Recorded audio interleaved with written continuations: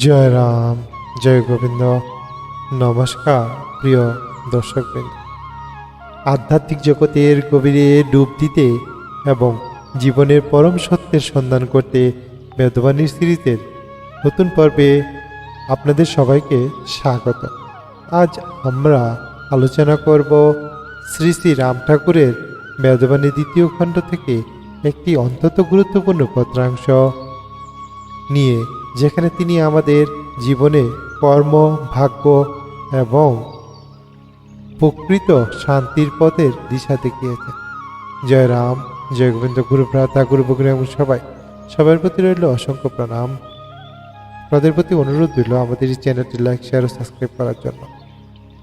জয় রাম, সবাইকে প্রণাম জানিয়ে মূল পত্রাংশ পাঠ শুরু করছি। জয় রাম, জয় গোবিন্দ। লোক সকল স্ব ভাগ্যবশে প্রকৃতির তারতম্য অনুসারে এই মরুভূমে অস্থায়ী বস্তুর প্রলোভনে আকৃষ্ট হইয়া দেহ গেহ সমাজের দ্বারা সুখী দুঃখী ইত্যাদি বিদ্যাবুদ্ধি লাভ করিয়া এই প্রকৃতির গুণের দ্বারা পরিচালিত হইয়া থাকে। একই কর্মভোগ বলিয়া জানিবেন। এ ভোগই ভাগ্য অনুসারে হয়। এ ভোগদান করিলেই শান্তিপদ উপভোগের অধিকারী হয়।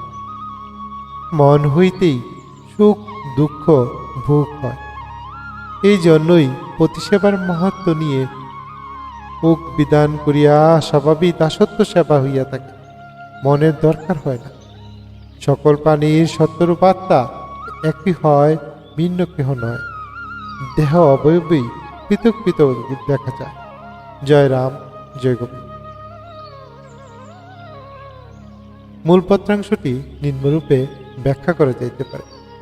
এই পবিত্র বাণী থেকে আমাদের পাঠ হল, লোক সকল স্ব ভাগ্যবশে তারতম্য অনুসারে এই মরুভূমে অস্থায়ী বস্তুর প্রলোভনে আকৃষ্ট হইয়া দেহকেহ সমাজের দ্বারা সুখী এবং দুঃখী ইত্যাদি বিদ্যাবুদ্ধি লাভ করিয়া এই প্রকৃতির গুণের দ্বারা পরিচালিত হইয়া থাকে। একই কর্মভোগ বলিয়া জানিবেন।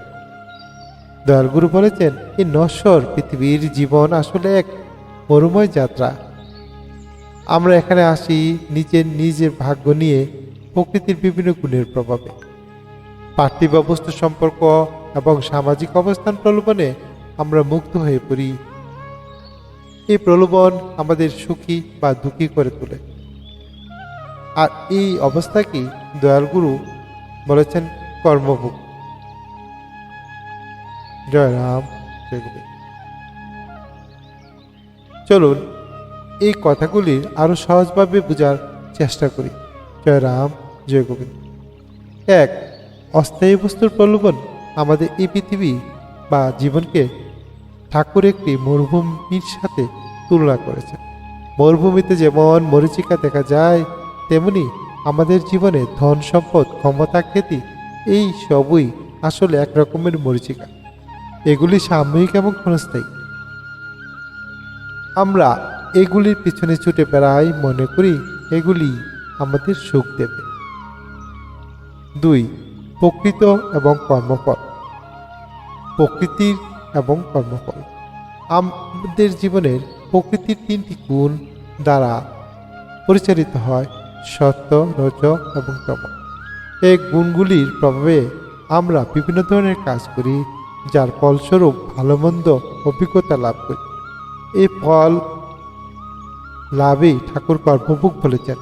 আমাদের বর্তমান পরিস্থিতি, আমাদের সুখ দুঃখ সবকিছুই পূর্বজন্মের কর্মফলের ভোগ।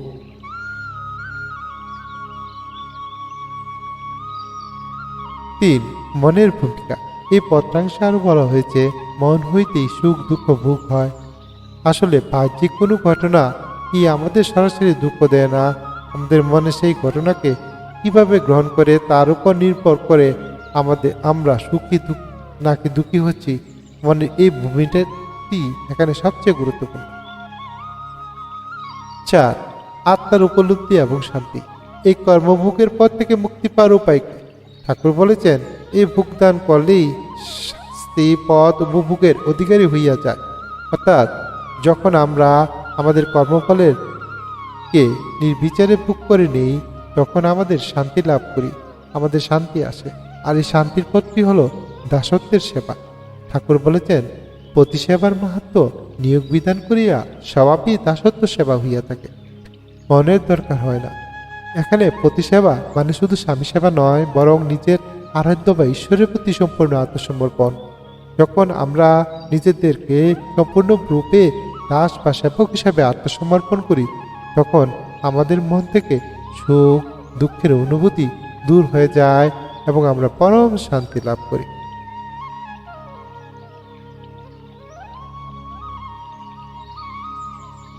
পাঁচ, একাত্মা।